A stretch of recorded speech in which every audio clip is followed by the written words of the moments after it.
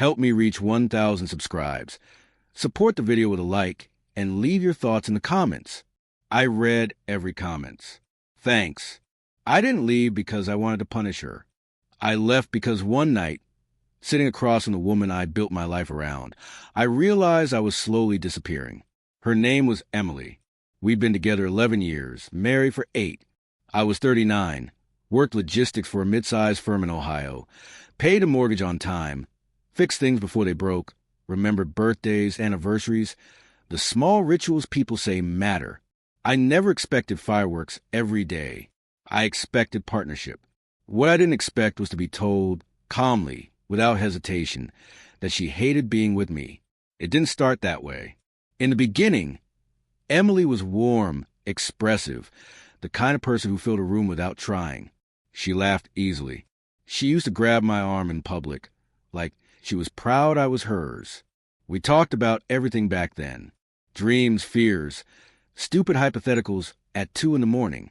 We weren't rich, but we were aligned.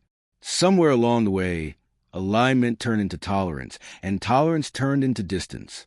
At first it was subtle. Fewer conversations. More time on her phone. The way she'd sigh when I asked simple questions, like I was interrupting something important.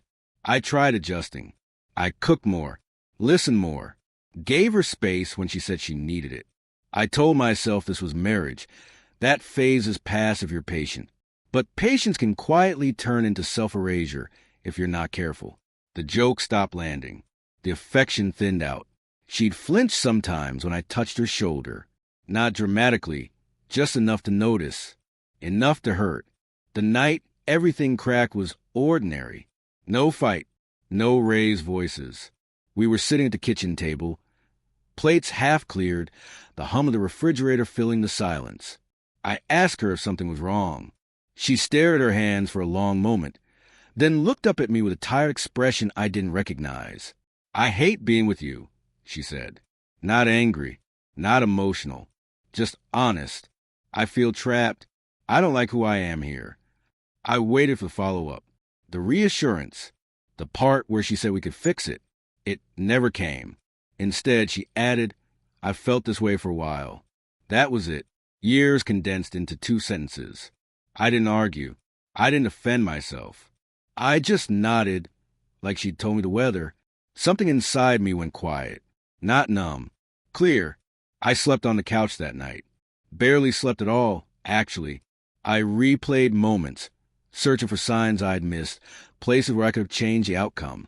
By morning, the decision felt heavy but settled. I packed a bag with enough clothes for a few days. When she saw me by the door, she didn't ask where I was going. She just said, "I think this is for the best." I agreed, out loud. For the first time in a long while, I meant it.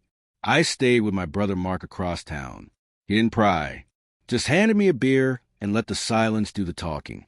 Over the next week, Emily didn't call, didn't text. No anger, no regret. That hurt more than any argument could have. It felt like confirmation.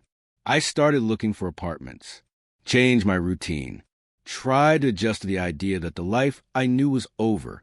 Then, 10 days after I left, my phone rang. Emily's name lit up the screen. I let it ring twice before answering. Her voice sounded different. Tight. "We need to talk," she said. I almost laughed. Almost. Instead, I said, "About what?" There was a pause. Then she said something that made my stomach drop. "Something happened after you left, and you deserve to know." I leaned back against the wall, phone pressed to my ear, suddenly aware that leaving hadn't been the end of the story at all. She didn't explain on the phone. She just said she'd come by later that evening. When I hung up, I felt that old tension creep back into my chest, the kind I thought I'd finally escaped. I spent the afternoon replaying her words. Something happened. Not "I miss you," not "I made a mistake." Just something happened. That distinction mattered more than I wanted it to. She arrived just after 7. Mark was out, which was probably intentional on her part. Emily stood in the doorway, arms folded tight, eyes restless. She looked smaller somehow, less certain. We sat across from each other like strangers forced into a conversation neither of us wanted. She took a breath and said, After you left, I felt relieved, and then I didn't. She stopped, like she was choosing her next words carefully.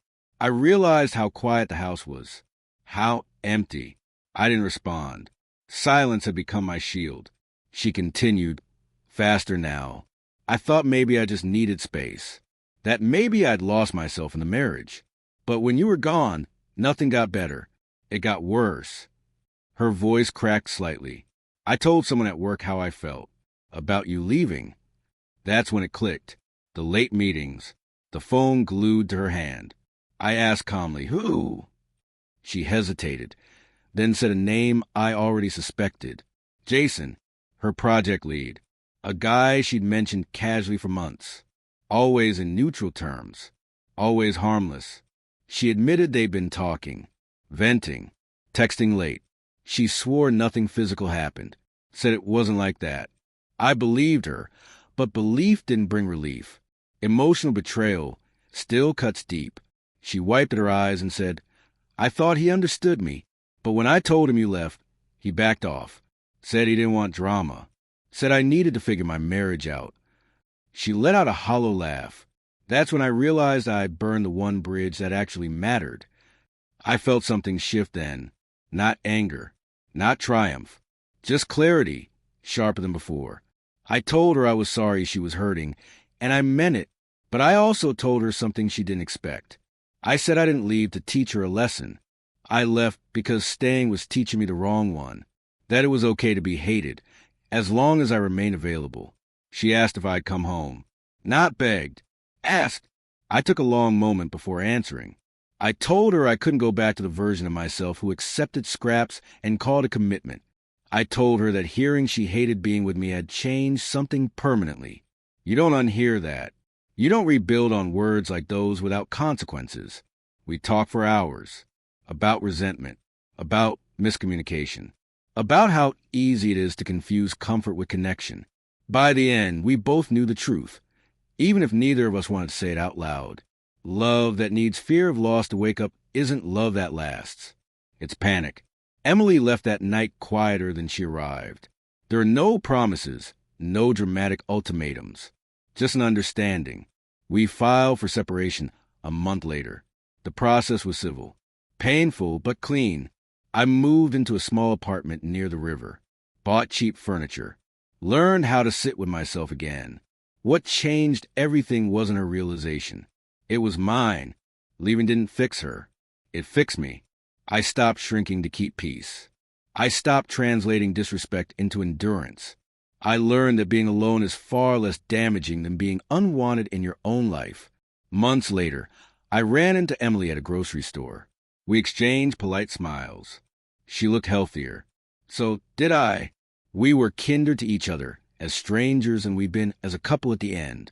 As I walked away, I felt something unexpected. Gratitude, not for the pain, but for the clarity it forced. She said she hated being with me. I believed her. Leaving was the first time I finally believed myself, too.